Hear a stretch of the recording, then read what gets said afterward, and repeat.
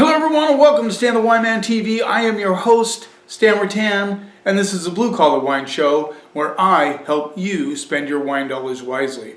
One of the things that I really like to do, it's my favorite thing to do, is find wines that are inexpensive but deliver big time. I mean, like way above they punch above their weight class, delivers for the price. But I said to myself, okay, Stan, we want to do this at the end of 2024. I want to pick 5 wines that I think deliver for under $15. And it took me about 10 minutes. I just boom, boom, boom. I knew which ones I wanted. So we're going to start right away with the 2022 Campo de Bora, Flor de Morca Garnacha from Campo de Bora in Spain. And I find so many good wines from Spain. Of course, there's some subsidies. They get some help from the government. But that's beside the point. We get to enjoy them. And this one is 100% Garnacha, or Grenache, as they say. And this rolls in at $13. This is my current pick of the month at King's Market. And I've just found this wine to be so fantastic. The cool thing about this wine, and I've told many people this, is you let it open up for a full day. In other words, drink a glass, put it away, put the cork back in. Next day, it is just phenomenal. And for $13, that's hard to believe. But it happens sometimes, and this one does that. I want to talk about, I'm going to do an episode on the state of wine in 2024. There's some disturbing things to me that are happening in the wine world. And I think I know a few of the reasons why they're happening. One of them is the lower consumption of wine, especially by the younger generation. And I think I have a few ideas on why that's happening. But let's get into this one. Campo de Bora from Garnacha from the Gill family estates, $13. Great label, by the way. So the color on this is fairly dark for a Grenache. Yeah, I should bring one of these days. I'm going to bring some white paper. I promise. Let's see what we get on the nose. So I'm getting some blackberry currant, tiny hits of ripe strawberry. I'm getting some licorice notes. It has an earthiness to it, a very savory quality on the nose as well, which I find quite interesting. Yeah, the blackberry notes really come through on this one. Let's see what we get on the palate.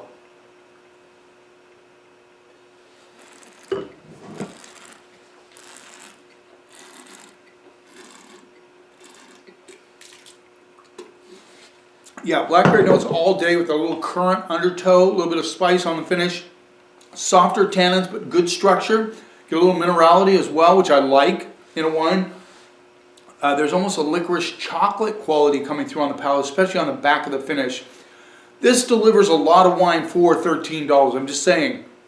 And I think it's a good way for people to understand what Grenache is all about, Garnacha, as they call it in Spain.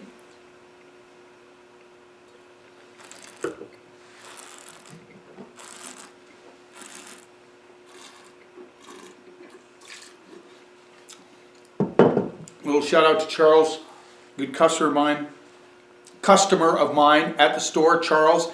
He tried this wine and he said it was amazing how it just kind of developed as it was opened.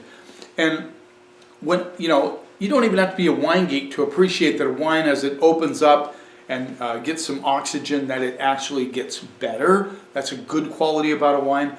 Things.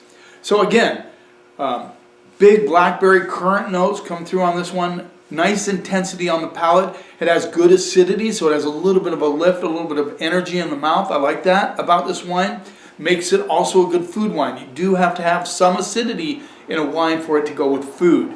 So this is a great bottle of wine. I'm going to just go straight up B+. I think for $13, it delivers big time. Let's move on. I just discovered this one. I really liked it when I tried it. 2022 Bodega Volcanes de Chile Reserva Carmenere from the Central Valley of Chile. So this one rolls in at $11. It is 85% Carmenere, a grape that a lot of people, I'm always nervous about Carmenere, can deliver a lot of vegetal qualities, which if a customer is just getting into wine, you don't want to give them a bowl of salad with their wine. They threw in 15% Cabernet Sauvignon in this, which is cool. And I think that's really what made this wine sing to me, is just that little depth the cab gives it. But let's give it a try. $11, Bodega Volcanes Reserva Carmenere 2022. Been super stoked to do this episode. So we start out with a B plus wine at $13. That's pretty cool. Again, very dark. Actually about the same color as the Garnacha. By the way, I'm just curious about the alcohol content on the Garnacha. If I can find 15%, so it's up there. Of course, I'm not against high alcohol wines as long as they're balanced and they're good. This one is 14. Let's see what we get on the nose. So yeah, you do get a little bell pepper action on the nose. You get some of that veggie kind of bark, sticks sort of thing. But there's some nice plum and blackberry notes that come through. I'm also getting a little licorice as well. And maybe even just a kiss of tobacco. Just a kiss. I like to use that term. A kiss. You know, just a little peck of tobacco. Let's see what we get on the palate.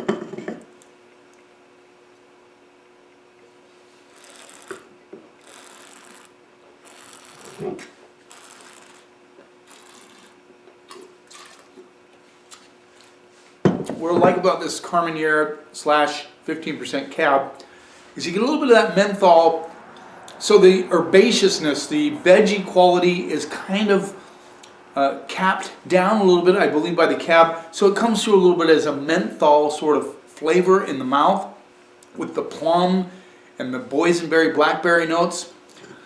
So that's what I liked about this wine, is that it's not offensive as far as the herbaceousness side goes, but at the same time you get a little flavor of that, so you know what you're in for a little bit with Carmenere. It's true to the Carmenere varietal from Chile.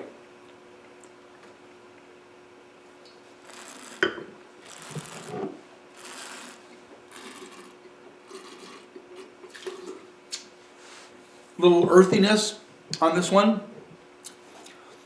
but it also has nice fresh acidity, not over the top, nicely integrated, gives it a little bit of a lift in the mouth, gives it a little bit of a verve in the mouth, makes it a great food wine. This would be a great wine with beef. If you're having prime rib and you're having a bunch of people over, you probably would love this wine. $11. I think nobody would be offended by the little bit of earthy kind of herbaceousness that comes through on the palate. It's very balanced.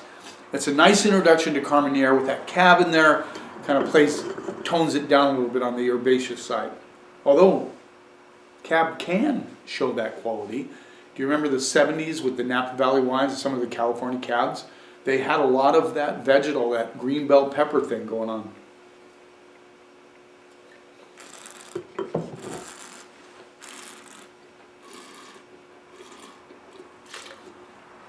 Almost hedging towards eucalyptus in the palate, in the mouth. Again, this is a good introduction to Carmenere, not over the top vegetal. Nice savory, but still you have that boysenberry plum sort of thing going on with maybe just a little bit of tobacco coming through. I'm going to go straight up B on that. I think it's a great bottle of wine. And B, I'm going to go B minus B, but hedging closer to B for $11. That's unbelievable. That's stupid, actually. So this is the 2000 and God, I always hate it when I can't find the vintage. I might have covered it up on the back. Anyway, no, it's got to be there. 2020. It's right under the X. Couldn't see it. 2020 Paxis Red Blend from Portugal. This is from Lisboa. This is Touriga Nacional, Touriga Franca, and Tinta Roriz, which is also another name for Tempranillo. They also call it Aragonés in Portugal. There you go, Paxis. This is $11 as well. I've rolled with Paxis many times. I stack it, I display it. I just think for $11, this wine has always delivered. It's been a minute since I've tried it. This is 12.5% alcohol. Some people would like that. Less alcohol. Some people, I understand that. I get it. So again, dark. They're all kind of in that same, this hedges towards reddish purple. Let's see what we get on the nose. So not quite as expressive. I'm actually getting a little kind of a medicinal thing on the nose, like Vicks Vapor Rub a little bit, but not as strong, just mildly that. I'm getting some black raspberry, blackberry, plum notes coming through. Yeah, we'll stop there. I can get carried away with the aromas sometimes, as you guys have noticed. Do you like that, by the way? Just in the comments, make a comment. By the way, I love comments. I love responding to them. I have had some great comments recently, some people just saying they really enjoy these programs. And, they're just straight to the point, sort of thing. I really like that. Thank you for the comments. Anytime you want to comment, I really do appreciate it. Let's see what we get on the palate.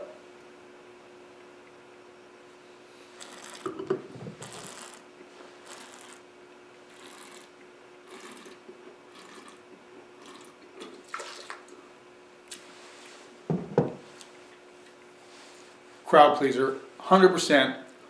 Again, a nicely indicated acidity, gives it a little bit of a lift in the mouth, kind of keeps it fresh.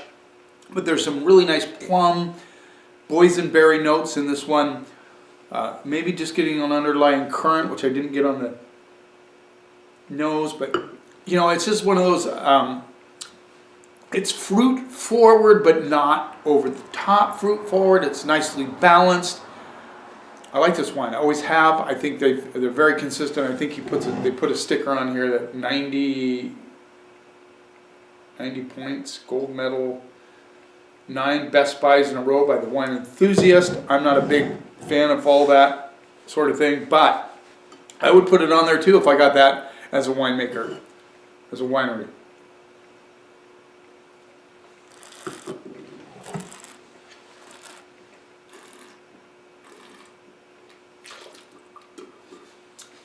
Great party wine. You would bust this open, people will go, wow, this is really good.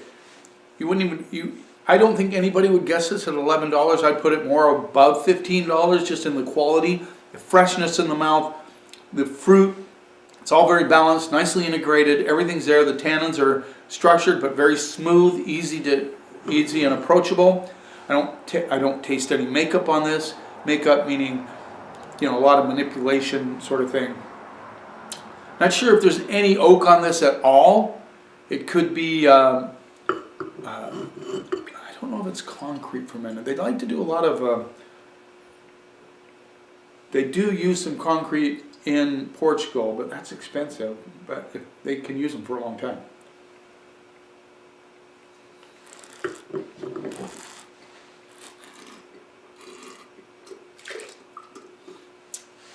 I find some screaming values out of Portugal. This is one of them. I'm going to go straight up B on this one. I think it's a very solid wine. So we got 2 B, $11, B grade. That's awesome. Let's move on. This is the Canteen Colossi 2021 Rosso from Sicilia. This is actually on an island just outside of Sicily, but it's, Salino. Okay, and this is 70% Syrah, 30% Nerello Mascalese. Nerello Mascalese is a grape you'll probably only see on Sicily. It's one of their trademark grapes, Nerello Mascalese. This has mostly Syrah. I believe this winery is on Salina, the island of Salina. I hope I got that right. This rolls in at $13. I have one customer that orders 2 cases of this every time they come in the store, every time they want to replace their wines. This is their go-to wine. Again, the color is really quite red, but you can see through it more than anything else. And I think Nerello Mascalese has that kind of transparent quality on the color. The Syrah doesn't seem to be affecting it too much. You would think so, but it doesn't here. Let's see what we get on the nose. A little bit of funk. So this is the first kind of old world wine that, well, No, it's not the first olive oil wine, Spain. A little bit of that kind of funky, but okay. Not off-putting in any way, not to me, and I don't think anybody else would catch that. I get a little savory element, like a little bit of dried bark.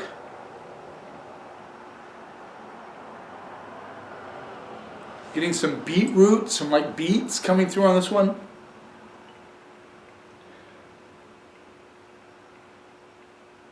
And I would hedge toward pomegranate on this, on the nose.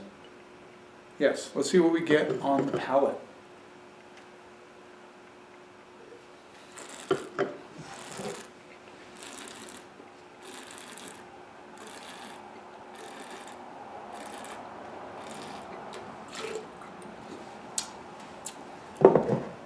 Again, it's a beauty. Very earthy on the palate, but it has the fruit. It has that kind of pomegranate.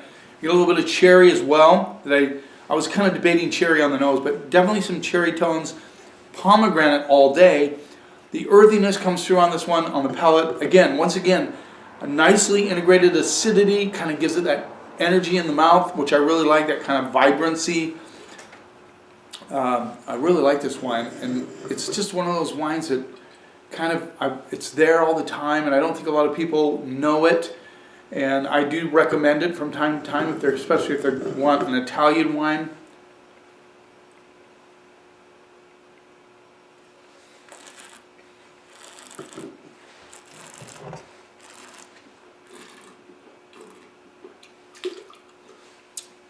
Great pizza wine.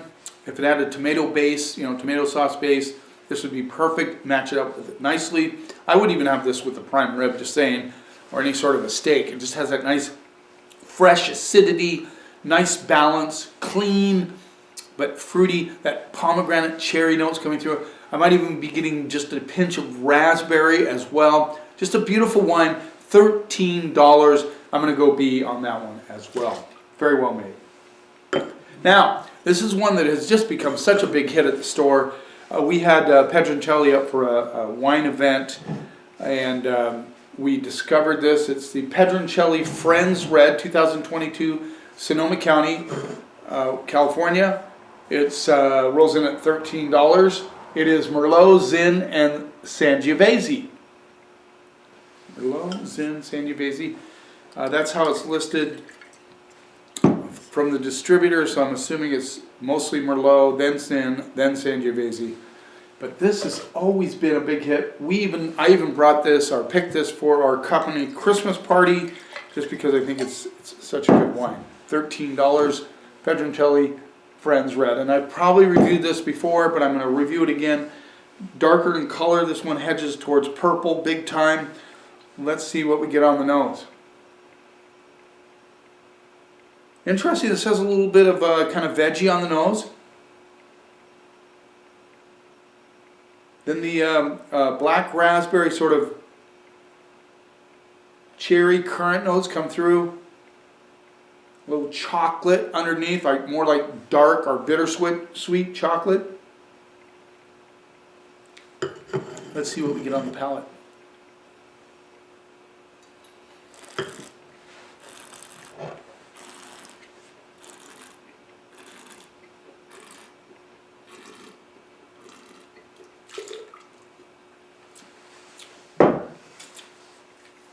Good structure, a little chalkiness on the tannins, which is kind of cool, I think.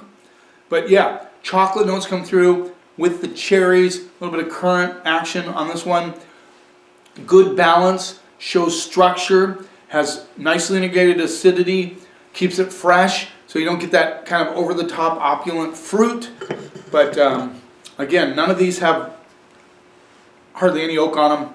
They wouldn't for that money. You can't oak wines and sell them for $13. Just saying.